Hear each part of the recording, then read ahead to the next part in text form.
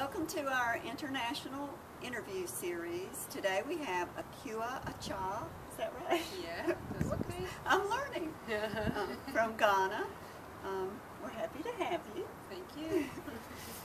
So tell me about your school, your institute in Ghana. It's a polytechnic, and the name is Koforidua Polytechnic, and it's one of the youngest institutions in Ghana. It was inaugurated in 1997, and it has the aim of, it's an institution that have an aim of training students to become professionals on the field, problem solvers, and their main aim and their motto is technology for development. Well, I haven't seen the technology aspect of the school yet. I don't know what is going on in the other department of the school, but when you come to the School of Engineering, well, the automotive department has got a very good workshop funded by the government of Netherlands. But then if you come to the electrical department, the energy system and the mechanical, there is really nothing at the laboratory. Though the school is trying all they can to make sure they get the equipment for practicals. But for now, well, I found out from my friends, and they told me, well, it's just as you left it. Nothing has been done yet. So we still hope that someday the technology aspect of it will come in. They're still young, and I think someday they'll get there. I hope so. How many students are there? Before I came, we have about 4,000 students. Oh my gosh. Offering like almost 12 programs. Wow. Of course, programs, yes. And how far away do some of the students come? It depends. If you can live on campus in a hostel, but then if you want to live in a house, then maybe you might be around the area. How far is your home from where the institute is? My home is very far, about 300 kilometers away. Wow. So I live on campus in the hostel. Okay, good. What's your favorite thing to do in Ghana? Well, that's an interesting question. Well, if you are a student in Ghana, it is very difficult for you to have time to have fun because you take like 8 courses. And if you want to be in a school, if you don't want to be cut out, then you have to be studying all the time. However, well, I would like to go for a walk in the evening. That is when I'm on campus. And sometimes I like to chat with my friends. But then if I go home, I like to talk with my mom, and then she tells me stories about the past, and I enjoy that. And what about during the breaks, like in the summer? Do you have favorite activities? Yes, most of the times we have like the School of Engineering celebrating its week. Most of the schools celebrate their week. So during those times we go for trips to some of the interesting places in Ghana. And then we go to the beach as a group. We cook together and then we get there. And we enjoy ourselves. Yeah, sounds fun. What do you have to do when you finish school? Well, the unemployment situation in Ghana right now is it's on a higher rate. But then I hope to finish right after school, get my national service in an industry, so I can really feel the field, feel how it feels to be like an electrical engineering, trying to solve problems. And then I would like to come back to America to do my master's. Yeah. And what's it like for women in Ghana?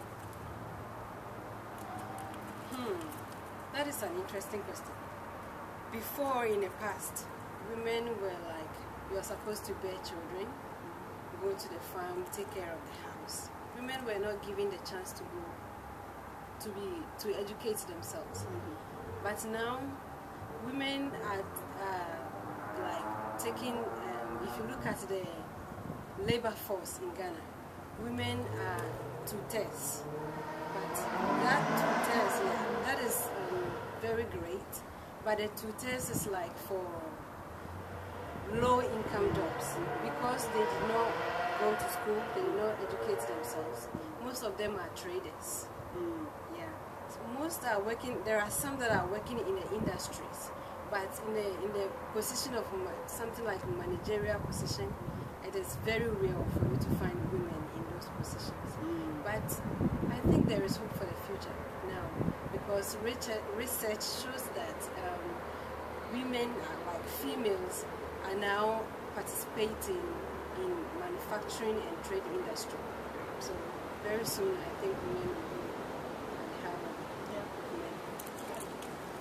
So, have you found any differences in the way women are treated in the U.S. and the way that women are treated in Ghana? Yeah, a lot of differences. There are a lot of differences. Most women, I'm not there yet, but then at least I've talked to some people, I've listened to the radio, some kind of programs. And then most women, or especially girls, seems to live in fear of being under the control of men.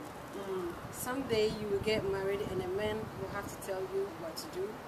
I am the man, so you must do what I do.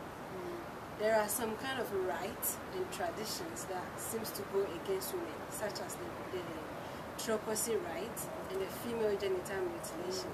Those are some of the rights that goes against women, and the widowhood right. It seems to put women in some kind of emotional torture, which is not in America.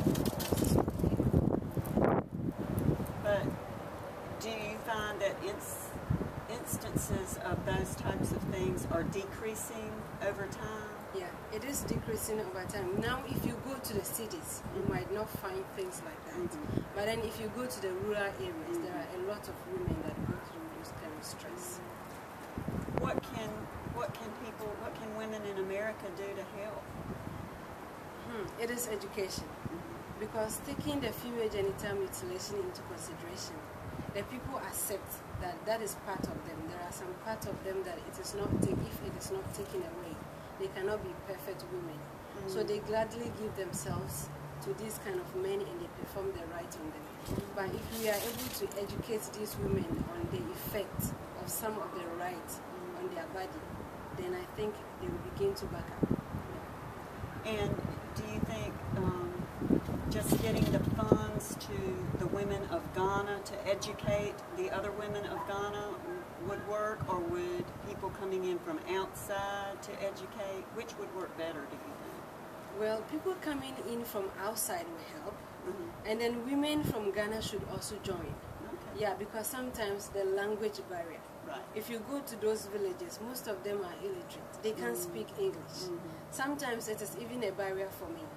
Like if I go to the northern part of Ghana, most of the languages I do not understand. So how will I be able to educate, communicate with these people and tell them that, look, this is wrong and this is right? Yeah. So if we can get women from that particular area to help us, yeah. Tell me about your family. Okay, I am the fourth born. Together we are 8. My mom have 3 brothers and then 2 sisters. And I am the fourth born. I do have siblings, step siblings from my father's side. Do you see them a lot, or? I don't see them a lot because I have to go to school. Most of the times I am on campus like 4 months, and then I go back to the house and I spend like 2 weeks, and I have to go to another city to go and do internship. Yeah, and my brothers are not staying with my mom. My younger brother is staying with my parents home, but my 2 sisters are also married and they are in the cities. So, do your 2 sisters that are married have children yet? Yes, they do have children. The firstborn have got 4 children, but have 1 twin. So it's like if you divide the twin, then she has got 5 children, and then the second one has got 4. Wow. Is it typical to have large families in Ghana? It is typical, but now it is reducing, you know, because of the education and the economy. People now want to educate their children and take them to a higher level. So if you are having so many children and you can't educate them, then there is no need. What would we do if I came to visit you in Ghana? Wow, that would be interesting. Well, once I pick you from the airport, we go home, and of course we will enjoy some of the Ghanaian delicacies. And then we will visit some of the interesting places. We have a lot of interesting places in Ghana. We don't have a lot of mountains in Ghana, but we have a lot of botanical gardens, a lot of rivers that we can take ferries, and a lot of waterfalls. So we can visit those places. And there's one thing that I would like you to actually witness: the traditional marriage. Maybe I have to look and then search for who is going to get married, and if it's traditional, we try to visit. And then there is one issue that is rising up in Ghana right now, that church is becoming a business. Yeah, I would like you to visit one of the churches. There are some prophets and some the youth that are coming up right now that think that they are prophets from God, and then they